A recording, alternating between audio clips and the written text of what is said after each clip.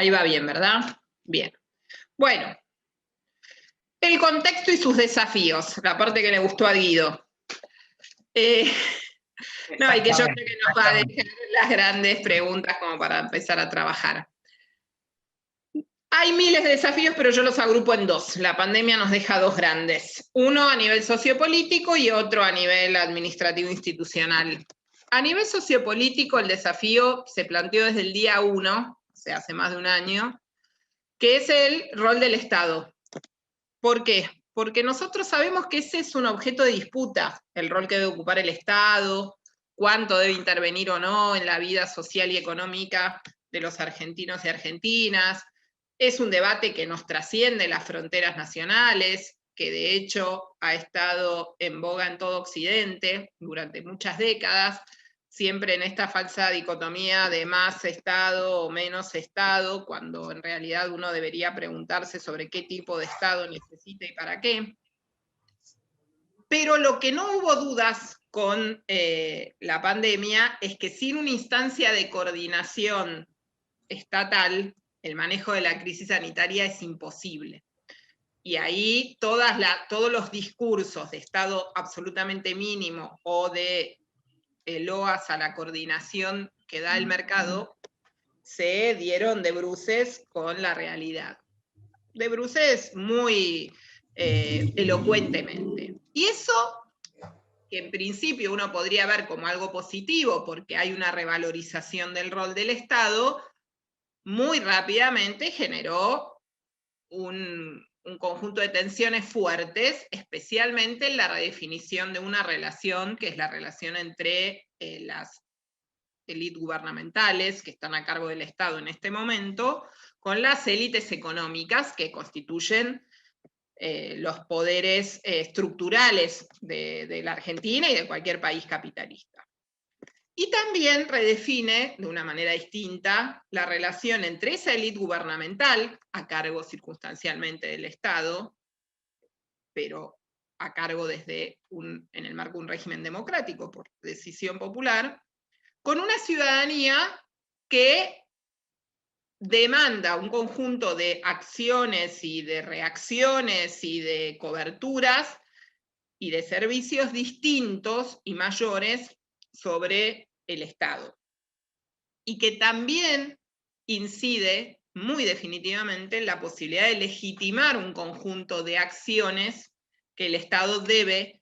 que las élites gubernamentales deben tomar para garantizar el mejor manejo posible de la pandemia. Con la élite económica la discusión no está, digamos, la beta de conflicto desde el día 1 y hasta el día de hoy sigue por la misma senda. ¿Quién paga los platos rotos de la crisis, de la crisis económica que deja la pandemia inevitablemente? Más allá de cómo sea la estrategia de manejo de la misma, no hay muchas novedades. Al principio hubo muchas controversias, hoy ya queda claro que es imposible sostener la normalidad de la circulación o de la vida socioeconómica si estás en este contexto epidemiológico, y que la acción estatal requiere un nivel de intensidad muy grande para salir a cubrir aquellos sectores que quedan más desprotegidos o aquellas ramas de actividad que son imposibles de desarrollarse en contextos de pandemia. Y el conflicto con la élite es simple, es, bueno, si el Estado tiene que hacer ese nivel de inversión extraordinaria o de ese gasto extraordinario para cubrir, la élite económica emerge como el principal, a los ojos lógicos de los planteos que se dan en muchos lugares del planeta, como la que tendrá que contribuir con esos recursos para que el fisco para que los gobiernos puedan hacerse cargo, pero por otro lado, ahí hay una disputa porque la élite económica brega porque ese costo mayor se realice ajustando otras partidas de las erogaciones públicas. Entonces, esta distribución de los costos económicos y esta discusión sobre las fuentes de financiamiento del sector público recrudecen porque la élite defiende obviamente sus intereses y los defiende con la misma estrategia que siempre las élites económicas defienden sus intereses, que es presentar sus intereses muy particulares como parte de un interés mayor que involucra mayor cantidad de gente. Entonces, ahora vamos a ver cómo eso se redefine en la discursiva en un conjunto de falsos dilemas o ejes de controversia. Y también, como decíamos antes, hay una tensión fuerte con la ciudadanía, porque la ciudadanía pide más cosas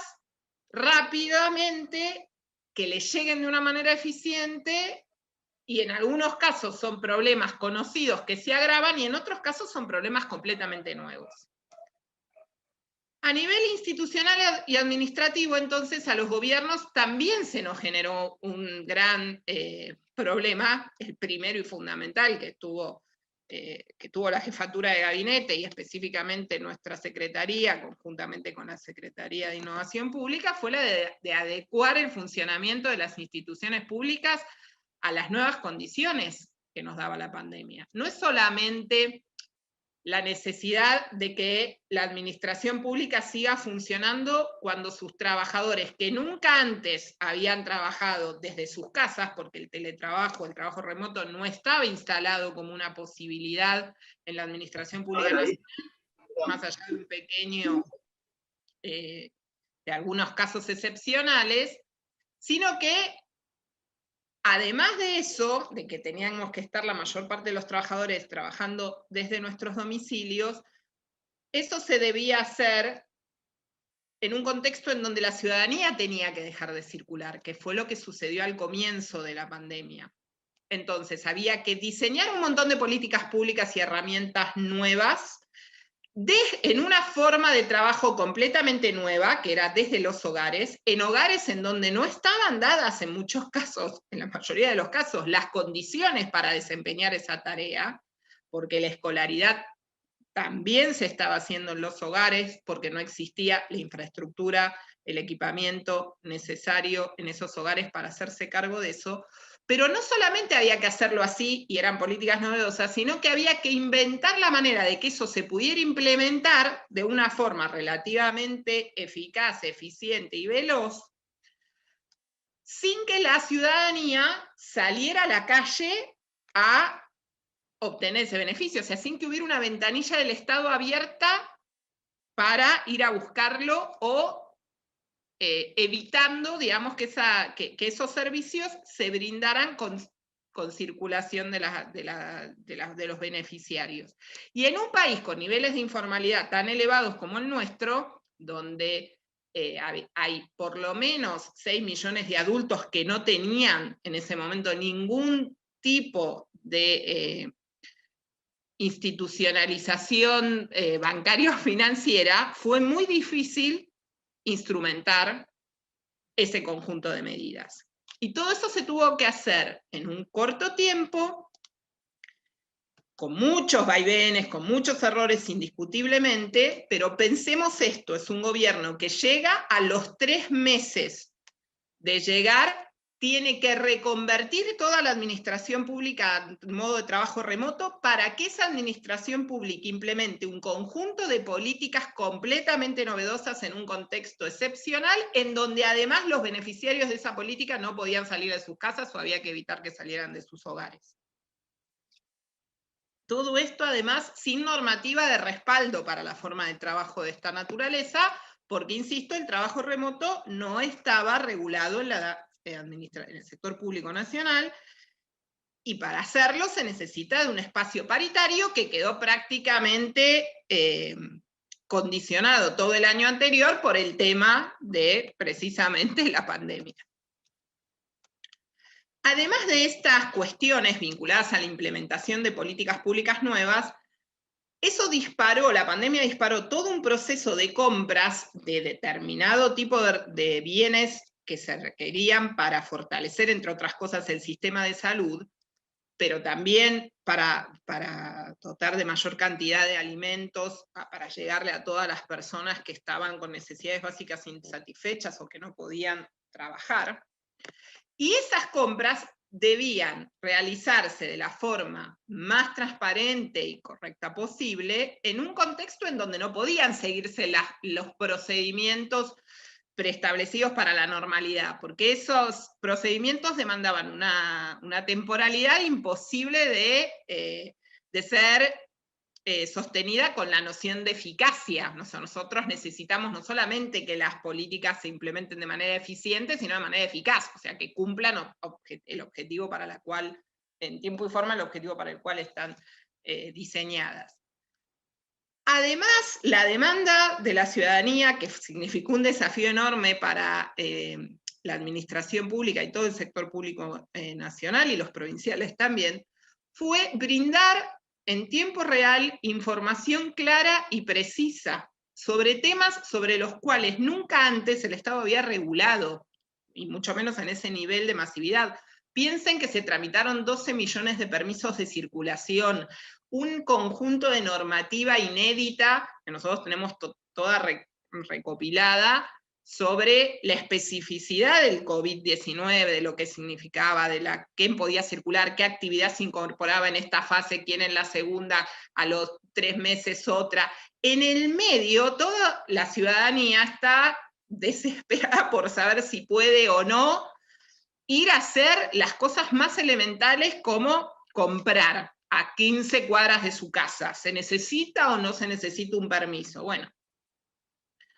toda esa información que además lleva un poco de tranquilidad en un contexto muy atípico y muy angustiante, también hubo que brindarla de la mejor manera posible, reconvirtiendo, y ahí lo voy a señalar con total claridad, prácticas que estaban totalmente arraigadas en la PN. En la Administración Pública Nacional los organismos solamente comunican, tenían la tradición de comunicar lo que querían comunicar y punto, no interactuaban con los usuarios. Era una comunicación unilateral en el sentido de que solamente se posteaba en redes y en las páginas oficiales la comunicación que el organismo quería dar a conocer. La demanda que aparece de la ciudadanía obligó a hacer toda una reconversión de la estrategia de comunicación en algunos organismos muy grandes de atención a la ciudadanía, como PAMI, como ANSES, como RENAPER, como Migraciones, que tuvieron que rápidamente empezar a interactuar con la ciudadanía en todos estos canales de una manera de ida y vuelta, mucho más directa, porque si no realmente la frustración y el enojo de la ciudadanía ante la falta de respuesta de los organismos, ante las miles de consultas nuevas que se generaban, era creciente. Y eso no se hace de la noche a la mañana, porque implica reconvertir procesos internos y capacitar mínimamente a las dotaciones que tienen que atender de manera muy particular, porque no es lo mismo la atención virtual que la atención, o por canales distintos de consulta, que la atención presencial. Y como si esto fuera poco, lo que más sabemos todos, es el esfuerzo fiscal sin precedentes que se tuvo que hacer el año pasado y que el Estado tuvo que asumir para poder sostener a todas aquellas familias que se quedaban sin ingresos, sin posibilidad de trabajar. Los informales a través del IFE tuvieron su cobertura, y lo mismo los formales del sector privado, que se vieron afectadas sus actividades por la pandemia y se vieron cubiertos parcialmente en sus ingresos con los programas de ATP. Eso fue un esfuerzo fiscal único, inédito, que la Argentina además, por la situación que atravesaba de crisis de deuda en el periodo anterior, no estaba en condiciones de asumir tan sencillamente. Y entonces hubo que empezar a pensar soluciones muy innovadoras para problemas de larga data de nuestro país, que con la pandemia afloraron todos juntos. No era ninguna novedad que se viajaba mal en la zona metropolitana. Pero cuando el hacinamiento en el transporte público se convierte en un vector de contagio escandaloso, y bueno, entonces ese problema que uno venía tratando de resolver a tandas en una temporalidad más espaciada, se tiene que trabajar de otra forma y se tienen que pensar soluciones más rápidas, porque definitivamente mientras exista la pandemia, el problema del transporte público ya no es una cuestión de calidad de vida, de cómo se viaja, sino de conservar o no la vida, o de propagar o no el virus, y lo mismo sucede con los asentamientos urbanos que están más hacinados, con los sistemas de cobertura de salud que son muy heterogéneos, y que en ese sentido rápidamente se logró hacer un fortalecimiento de todo ese sistema. Los problemas de informalidad y precariedad laboral enormes, millones de personas, insisto, trabajando por cuenta propia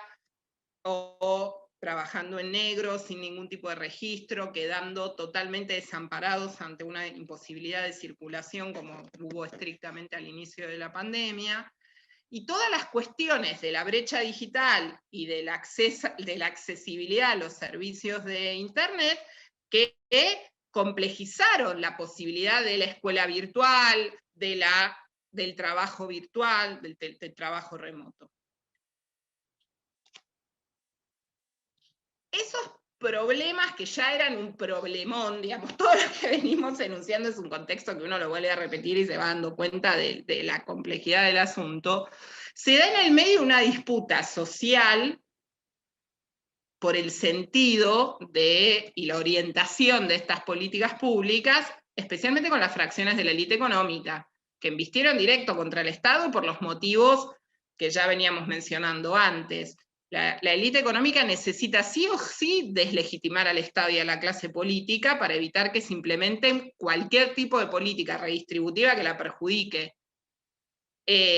La coyuntura actual es una coyuntura favorable para poner en discusión estas cosas. A ver, le bajamos ganancias, como sale anunciado hoy, al 90% de las empresas y se las subimos al 10% más grandes de empresas. Es un contexto donde hoy parece muy razonable hacerlo. Obviamente ese 10%, que cuantitativamente es escaso, pero cualitativamente es muy potente, porque además tiene todo un conjunto de redes de construcción de sentido a disposición que viene aceitando y financiando desde hace muchos años,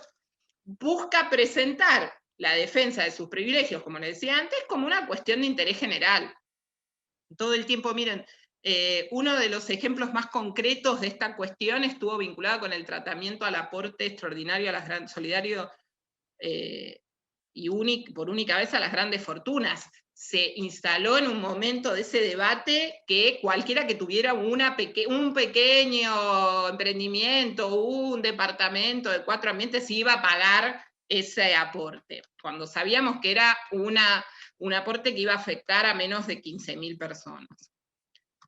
Y eso lo hacen en articulación en un momento con los espacios opositores, que también, después de un primer momento en donde se buscó ir hacia una estrategia de cooperación conjunta para tratar de enfrentar el inicio de la pandemia, especialmente sostenida por aquellos que tienen cargos ejecutivos y responsabilidades de gestión, luego, rápidamente, más temprano que tarde, se terminó convirtiendo en otro eje de controversia de la polarización del escenario político que Argentina tiene desde el 2008 para acá. Y ahí se empezaron a instalar estos falsos dilemas en la agenda pública, que muchas veces recrudecen, demenguan, vuelven a aparecer, pero que siempre están ahí latentes, que son el dilema salud versus economía, o sea, o haces una cosa o haces la otra, es como que no hay espacio para pensar una estrategia que permita evitar mayores males en materia económica y al mismo tiempo preservar la salud de la mayoría de los habitantes de este país. Toda otra discusión sobre intervención estatal versus libertades individuales, esta idea de la infectadura, esta idea de que el Estado aprovecha este contexto de epidemia para avanzar sobre las principales o más elementales libertades del ser humano, que eso,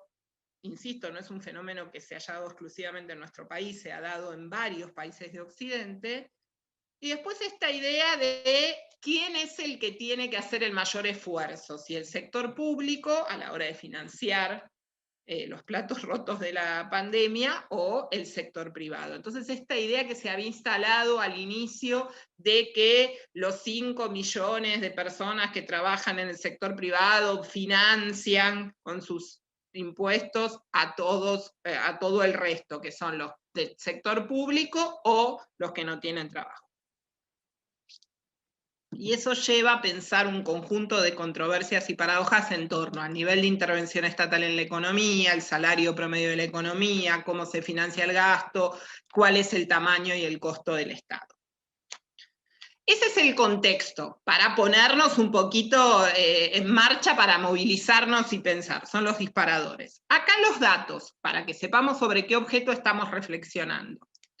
La Administración Pública Nacional hoy tiene aproximadamente 400.000 personas. Estos son los ministerios y todos los organismos descentralizados y entes autárquicos de los que integran la Administración Pública Nacional. De esos 400.000, casi la mitad son personal de Fuerzas Armadas y de Seguridad, por razones obvias, muy específicas de su función, los vamos a correr del análisis, y lo que se considera comúnmente como burocracia pública, en el sector público, en la Administración Pública Nacional, perdón, aproximadamente son casi 200.000 personas. Eso es la mitad. A esto hay que sumarle el personal de las empresas públicas, de la banca pública,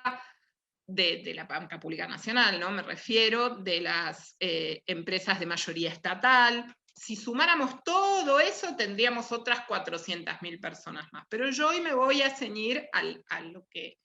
está bajo mi gobierno, entre comillas, desde la Secretaría, que es todo el personal enmarcado dentro de la Administración Pública Nacional. Si lo pensamos en términos de género, ahí también tenemos una paridad absoluta, mujeres y varones por igual, 50 y 50. En ese personal civil. Por supuesto, en Fuerzas Armadas y de Seguridad hay una brecha, que está muy asociada al tipo de función que despliegan las Fuerzas Armadas y de Seguridad. Si empezamos a hacer un análisis más de lo que se conoce como la brecha vertical, que es a medida que se va ascendiendo en los cargos dentro de la administración pública, ahí ya empezamos a notar que en la alta dirección pública, estos cargos que están comprendidos en distintos escalafones, vinculados a la dirección, que pueden ser direcciones simples, coordinaciones, direcciones nacionales, ahí ya observamos una pequeña, pero incipiente brecha, a favor, obviamente, de los varones. Hay más varones que acceden a esos cargos que mujeres. Cuando llegamos a los cargos de autoridades superiores, o sea, subsecretarios, secretarios y ministros o ministras, ahí sí la brecha es importante. 68 contra 32, a favor, en contra, digamos, de las mujeres. Estos son los datos a diciembre del año pasado. Esta fotografía que nos parece que nos invita a reflexionar y que nos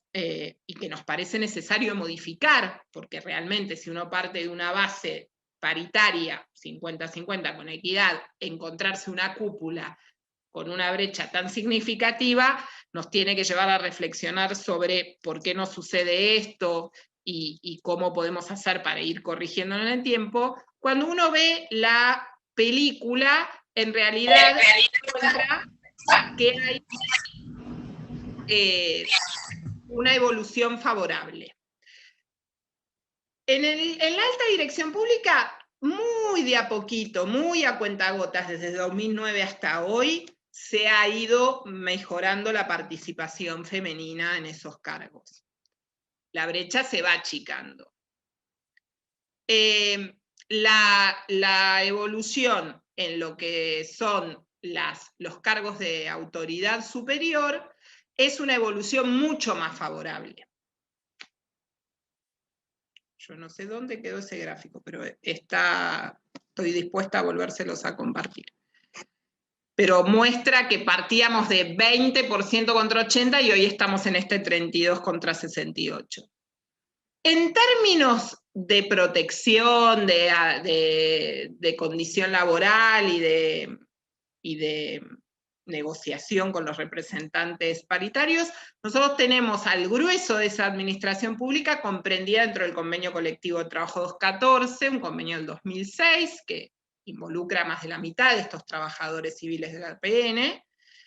que trabaja claramente los temas ya muy tempranamente de su formulación de equidad y prevención de violencia de género, con lo cual en términos de género existe una trayectoria previa interesante que hoy nos permite avanzar en políticas de disminución, y 75.000 se rigen por otros convenios. Nosotros tenemos un conjunto de desafíos para el 2021 con esta temática, que está más vinculada a fortalecer estas comisiones de igualdad de oportunidades y trato, que son comisiones paritarias que están instauradas en este convenio colectivo, y la aplicación del hecho de que Argentina haya suscrito el convenio 190 en la OIT va a implicar la necesidad de trabajar conjuntamente en toda la PN, no solo para erradicar la violencia en el ámbito laboral, sino para garantizar una mayor accesibilidad a las mujeres a las cúpulas del Estado. Ahora bien, esa descripción en términos de cuántos empleados tenemos, dónde los tenemos, cómo se componen por género, qué desafíos nos dejan en esa materia y cómo están encuadrados en términos laborales, es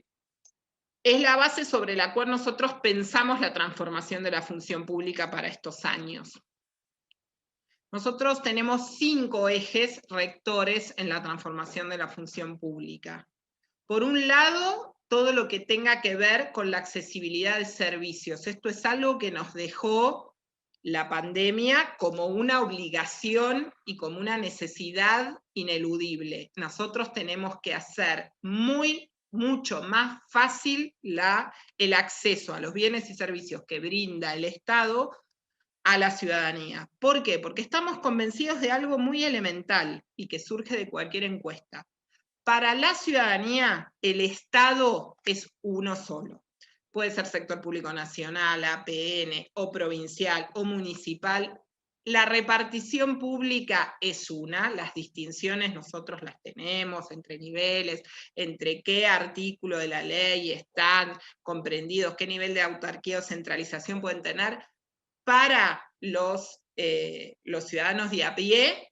lo que se define es el vínculo con el Estado, se define, esto es muy importante, porque se define en una porción mínima del sector público. El sector público nacional no tiene ni a un cuarto de sus trabajadores que no forman parte de las Fuerzas Armadas ni de seguridad, o sea, esos 200.000, son apenas 40.000, o sea, menos de un cuarto los que atienden al público. Sin embargo, esa experiencia, que es la que tiene el ciudadano directo con el Estado, es la que marca el vínculo con el Estado. Por eso, todos los esfuerzos, nosotros ya antes de la pandemia teníamos identificado que todos los esfuerzos teníamos que colocarlos en mejorar esa ventanilla, de todas las maneras posibles, sin un fetichismo tecnológico, porque si uno se cree que con la app lo resuelve, lo único que va a terminar haciendo es magnificando los problemas de fondo que hay, porque los hace más rápidamente visibles a través de las herramientas tecnológicas. Necesitamos ahí una transformación mucho más profunda de lo que son las ventanillas de atención al público por todas las vías, porque hoy solamente no es la atención presencial, la pandemia en eso nos dio un espaldarazo, para ir hacia la digitalización completa de los trámites, para abrir estos canales de comunicación diversificados. ¿Por qué? Porque en la imagen del ciudadano y la ciudadana, eso es el Estado. Y trabajarlo mucho a nivel federal, con las provincias y con los municipios, porque esa experiencia debe replicarse, esa mejora sustantiva en la atención a la ciudadanía tiene que replicarse en todos los niveles de Estado. Es sino muy difícil de explicarle al resto o de instalar en la población la idea de que la mayoría, más de 3/4 de los empleados del sector público nacional, lo que hacen es formular, implementar, evaluar y realizar seguimiento de políticas públicas. La experiencia de la ciudadanía con el Estado no es ese cara a cara del ver cómo se mueven las ruedas. dentro de la propia administración. Es qué recibe concretamente desde ese diseño que se entera alguna vez que existe hacia ese bien concreto o servicio concreto que recibe. Y por eso necesitamos, y ese es nuestro segundo eje, innovar y elevar la calidad de la gestión pública. Sin atarnos a modelos prefabricados que vienen pensados como chorizo para otros contextos, planificando, implementando, evaluando las políticas públicas con nuestras propias herramientas, mapeando todo lo que hace el Estado, poniéndolo en valor, redefiniéndolo en función de los resultados que se obtienen, pero no solamente mirar los resultados, sino poner mucho énfasis en lo que se planifica, porque muchas veces se evalúan muy bien los resultados de políticas que en la planificación han tenido déficit consistentes en términos de su eficacia. Se ha puesto demasiado el ojo en la eficiencia de la política pública, cosa que obviamente es necesaria, sin poner tanto énfasis a nuestro gusto en la eficacia de esas políticas. ¿Resuelven o no resuelven los problemas cotidianos de la mayoría de los argentinos y argentinas? En términos más internos, nosotros sabemos que la función pública no va a poder mejorar ni pegar un salto innovador ni de calidad si no logramos tener una mayor integralidad de las políticas de empleo. En realidad, integralidad de todo, porque si hay un déficit que yo estoy convencida que marca la diferencia en la gestión pública, es el nivel de integralidad que se logra tener en la gestión. Ustedes saben que la administración pública está diseñada de una manera tal que cada uno de los organismos o reparticiones se ocupa de ver una parte, y esa parte, esa configuración como vertical del organigrama, que es bien jerárquico, actúa sobre un campo de la política pública. Y está muy bien, la defensa, la educación, la salud, lo que sea. Ahora bien, la jefatura de gabinete debe velar por algo que muy pocos organismos realizan, y en ese sentido creo que hay roles como el de los abogados y abogadas del Estado, que es clave porque son bien transversales, los servicios jurídicos, así como otros servicios clásicos que se dan en el Estado, pero los jurídicos especialmente, son los que velan por cierto grado de integralidad de las políticas. Entonces la jefatura es la única repartición puramente horizontal, que cose y vela por ver consistencia, coherencia e integralidad de las políticas. Especialmente nos interesan las políticas de empleo. ¿Por qué? Porque si nosotros tenemos una recepcionista en una repartición con unas condiciones laborales y una recepcionista en otra repartición con otras condiciones laborales completamente diferentes, algunas reparticiones en donde se otorgan horas extras como complemento salarial, otras donde se pagan viáticos cuando no se pagan viáticos para mejorar los salarios, en algunas donde se dan dobles o triples excepciones para subir en la escala del CINEP, en otras, bueno, digamos, todas esas inconsistencias o heterogeneidades que terminan generando desigualdades muy profundas, tenemos que empezar a trabajarlas para dotarlas de cierta consistencia y siempre buscando mejorar esas condiciones laborales, viniendo de una experiencia catastrófica que fueron especialmente 2 últimos años de la gestión anterior, en donde la caída del salario real de los trabajadores públicos fue muy pronunciada. Se calcula en el punta a punta de los 4 años un 35%, al que le tenemos que sumar el año anterior, en donde el objetivo fue sostener el pago de los salarios sin ningún tipo de quita a marzo del año pasado, y dando una paritaria que recién este año empieza a mostrar cierto acompañamiento con la inflación, pero el año pasado también fue un año en donde el salario real de los trabajadores públicos perdió. Y de eso somos conscientes. Por supuesto, en un contexto en donde el esfuerzo fiscal se tuvo que poner precisamente en aquellos trabajadores que no tenían cobertura de ningún tipo, los trabajadores informales, los desempleados, y aquellos que tenían sus actividades totalmente castigadas por la pandemia, y por eso se les cubrió parte de sus salarios. Ahora bien, no es solamente ver lo salarial, es ver también una política consistente de recursos humanos, que analice la composición de las dotaciones, que visualice cuál sería la dotación en función de los objetivos de esos organismos para adelante, compartir las experiencias y trabajar con criterios de comunidades de prácticas que permitan replicarse en todos los entramados estatales. Por supuesto, mucho eje, todo el grueso de los recursos estamos poniéndolos en políticas de capacitación e información, ya no solo para la Administración Pública Nacional, sino incluso más allá, con un plan federal de capacitación para los empleados de las provincias y municipios, y un plan de capacitación a medida para las empresas públicas. Un cuarto eje que nosotros, desde el comienzo, yo tuve el mandato del jefe de gabinete de trabajar fuerte con eso, de hecho fui convocada un poco por mis antecedentes académicos en la materia, que son todos los temas de integridad, transparencia y ética pública, previniendo la captura de la decisión pública por parte de intereses particulares. Eso nosotros lo vimos con toda claridad en la gestión anterior. Cuando el Estado está ocupado, los puestos de decisión en el Estado empiezan a estar ocupados por personas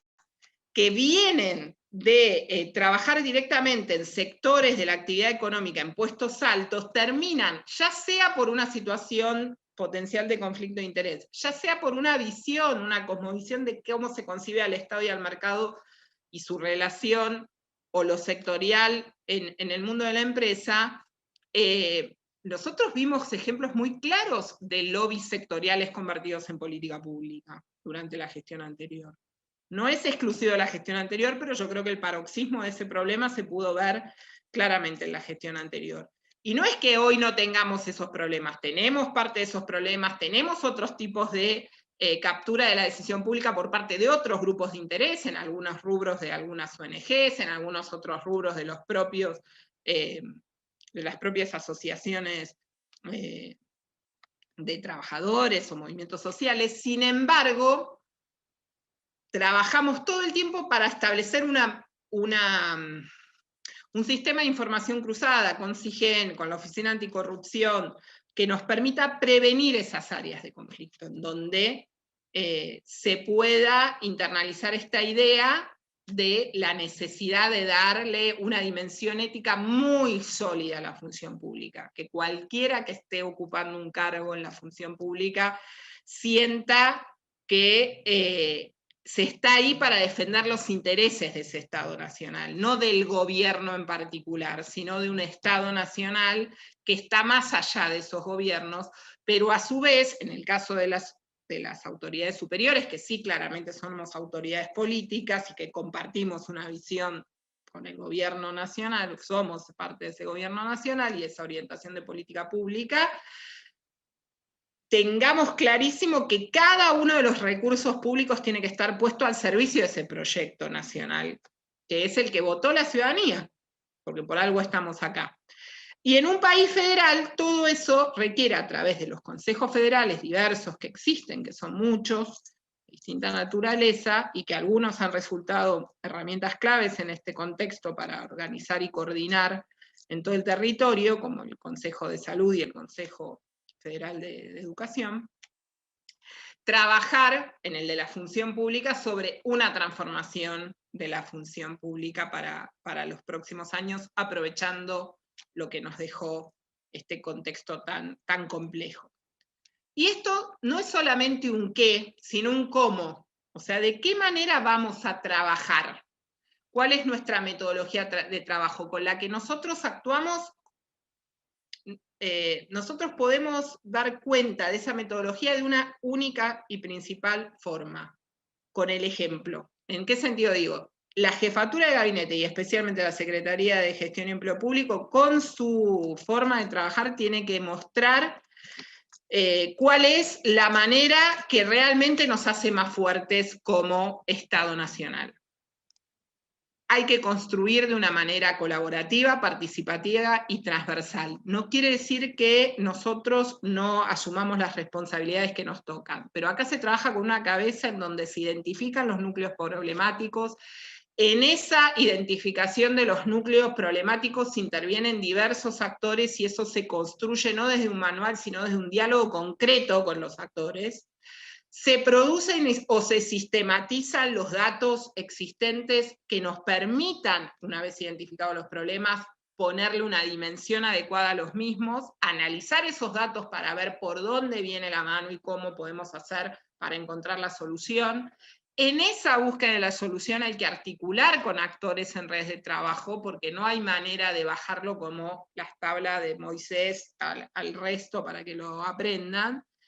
Y trabajar mucho y muy fuertemente en todo lo que es la calidad de las políticas públicas como un proceso que arranca con la formulación, sigue con la implementación, el seguimiento y la evaluación, que es una distinción analítica de un proceso amplio de policy maker, de hacer la política,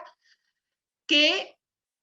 está en realidad circulando todo el tiempo, porque muchas veces de la propia evaluación ya surge lo que hay que planificar. ¿Qué acciones concretas desarrollamos en la Secretaría? Nosotros este año largo trabajamos en materia de fortalecimiento institucional con 5 grandes acciones, que me parece que son como las que muestran con mayor claridad estos ejes que veníamos diciendo antes. 1, desarrollamos un sistema de información integrado que sistematiza y grafica todas las políticas que se desarrollan en las instituciones del sector público. Ese es el mapa de la acción estatal, al que tienen acceso los ministros, el jefe de gabinete y el presidente de la Nación, y estamos ahora desarrollando una parte de ese mapa para que pueda ser de acceso a la ciudadanía, sobre algún tipo de nivel de información distinto. Para nosotros es muy importante poner en valor todas las acciones que realiza el Estado y para eso hay que mapearlas, hay que saber cuáles son. Entendiendo por acción, obviamente, todas las regulaciones, bienes, servicios, transferencias que realiza el Estado. Para poder construir ese sistema, nosotros conformamos una red de seguimiento de gestión y fortalecimiento institucional. Esa red está integrada por 35 referentes, la formamos en febrero del año pasado,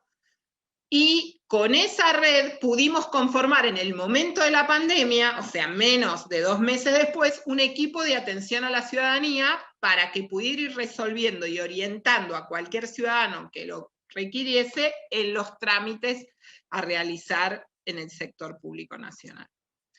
En ese marco también creamos el programa de digitalización de servicios a la ciudadanía. Esto fue en agosto. Digitalizamos 96 trámites, nosotros identificamos 96 trámites que son los que más se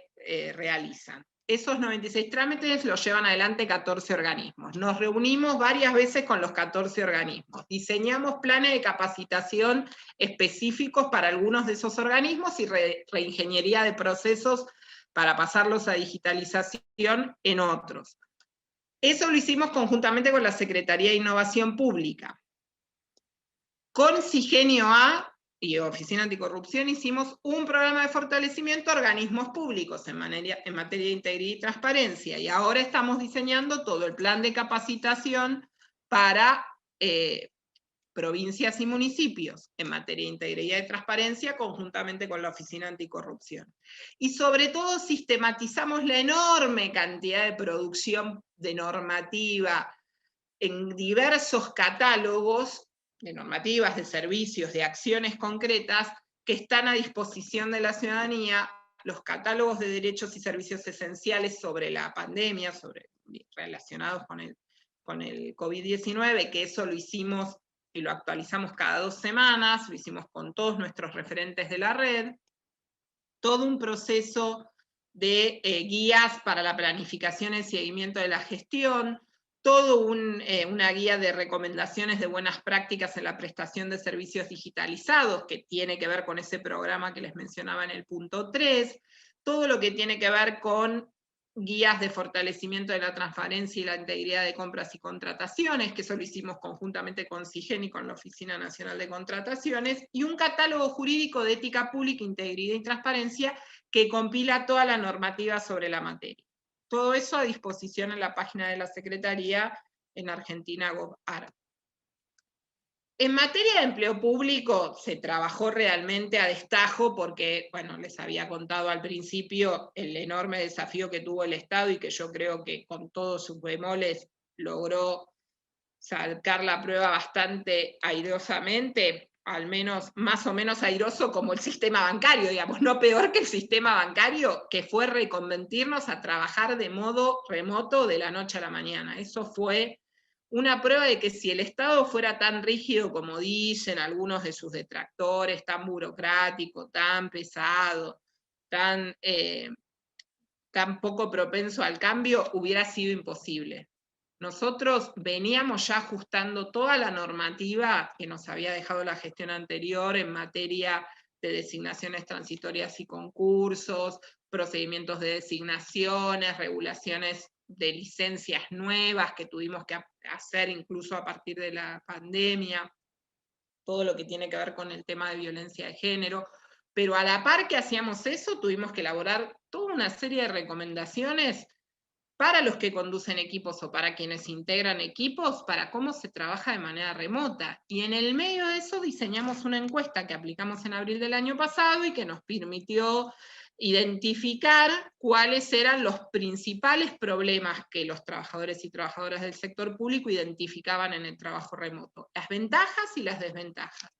Pero como una parte de esa administración pública siguió trabajando de modo presencial, aproximadamente un 25%, después eso se extendió al 35%,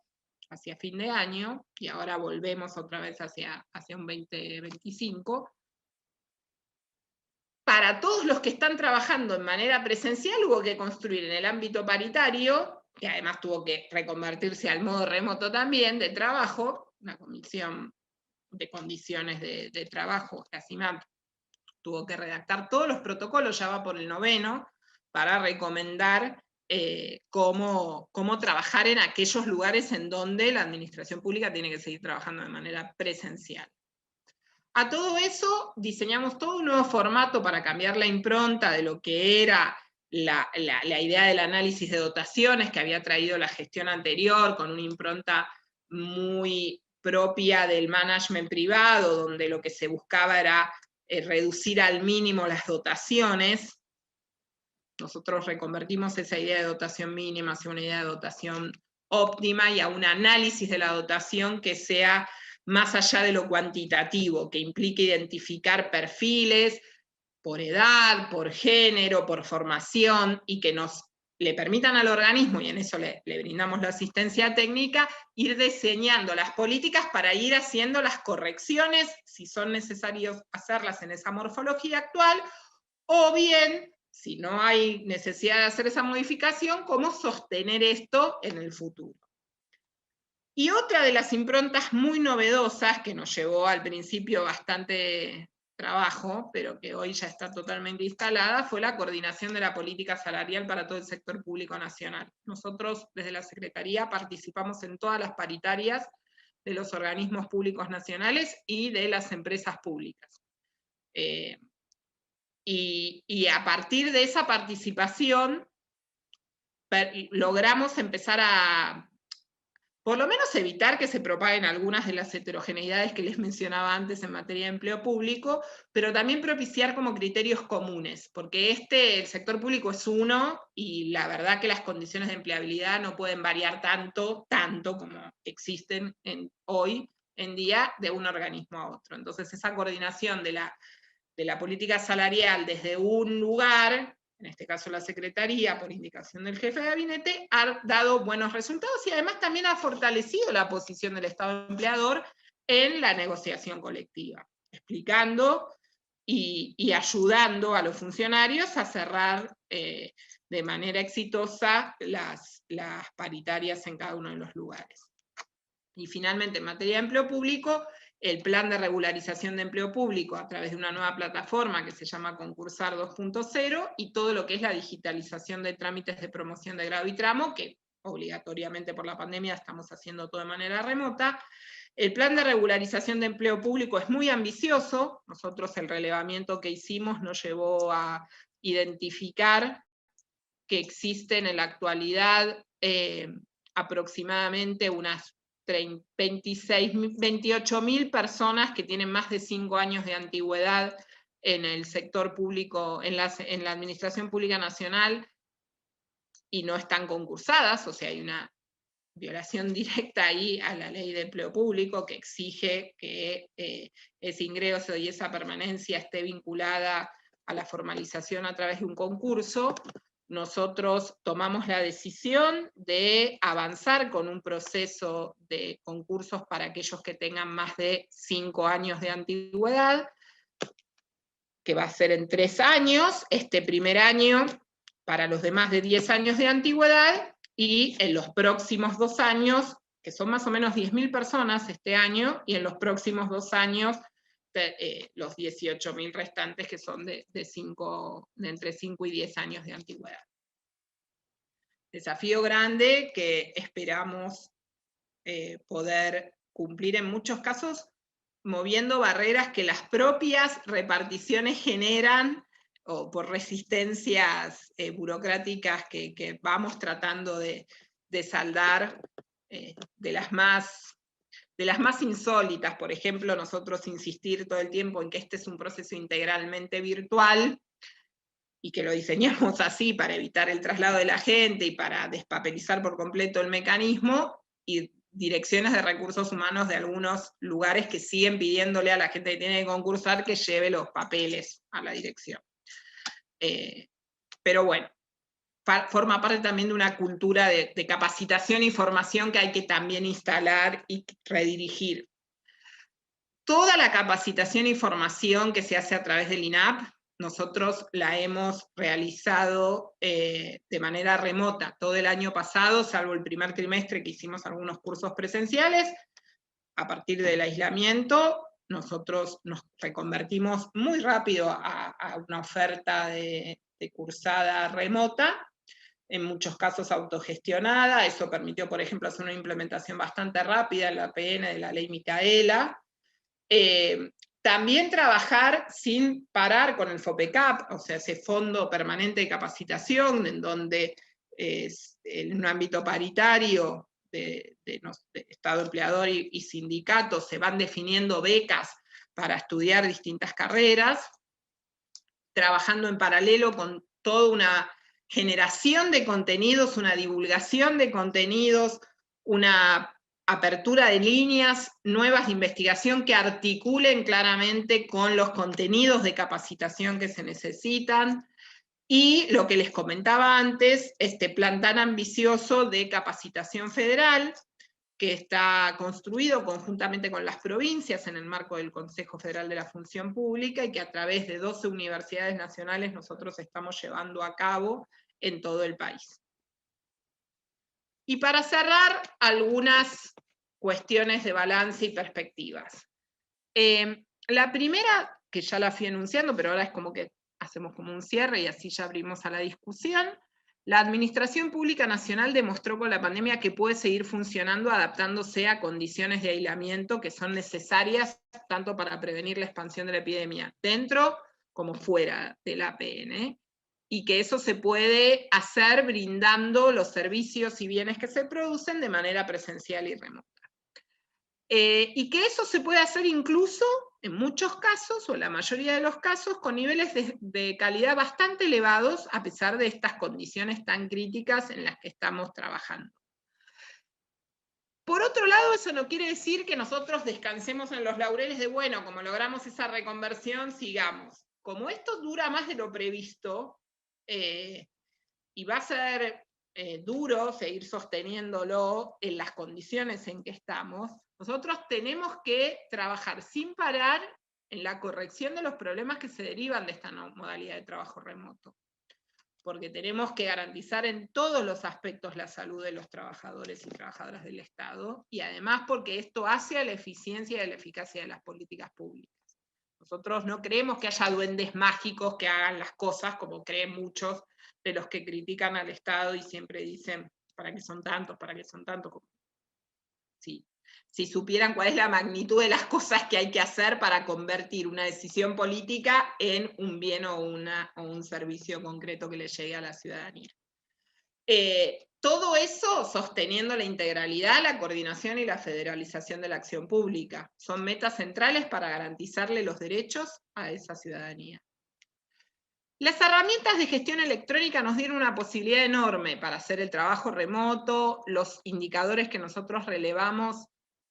sobre el uso de estas herramientas nos dan una idea bastante clara de cuál fue el nivel de actividad que tuvo la PN, en algunos meses muy superior a iguales meses del año 2019,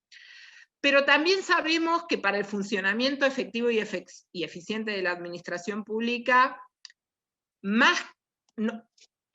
necesitamos solamente casarnos con esas capacidades tecnológicas que indiscutiblemente tienen que estar, sino trabajamos a la par en ese fortalecimiento de las capacidades más blandas, que son las que tienen que ver con la formación y la capacitación de los recursos humanos, y la organización de esos procesos.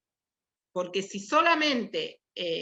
miramos el despliegue tecnológico, insisto, sin hacer un análisis más profundo de los procesos, lo que vamos a terminar haciendo es magnificando problemas que hoy capaz se ven menos, precisamente porque no estaban digitalizados los trámites.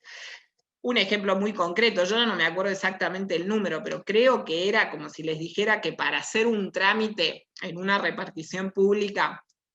de esas que son las importantes que atienden a la ciudadanía, se necesitaba en el manual de operaciones vimos que se necesitaban 118 pasos, o sea, había 118 pasos para la realización de un trámite de amplio espectro.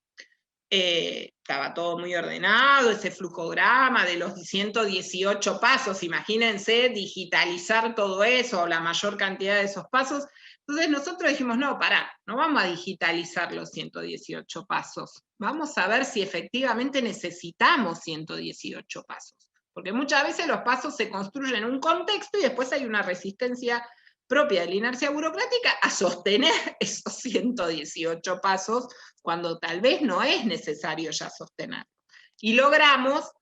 hacer un achicamiento, a mi juicio todavía bastante insuficiente, de esos 118 pasos en unos 78, 80, no me acuerdo bien en cuántos quedaron, de los cuales la gran mayoría se lograron digitalizar. Pero a lo que me refiero es que no es solamente ponerle digitalización a los pasos, sino que hay que revisar otra vez ese circuito de pasos, porque si no, claro, después tardás 2 o 3 años en cumplir ese trámite. Si pasa por 118 lugares, es difícil. Por eso creo que la crisis en el fondo nos sigue, si bien sigue siendo una amenaza permanente, porque bueno, no está resuelta la crisis sanitaria, también a la vez es una oportunidad. Yo sé que decir esto hoy, que hay más de 20.000 casos, parece ridículo, pero nosotros tenemos que aprovechar este contexto para repensar la función pública, para ponerla en valor, para demostrar que somos capaces de dar respuestas adecuadas a los problemas más concretos que tiene la ciudadanía hoy,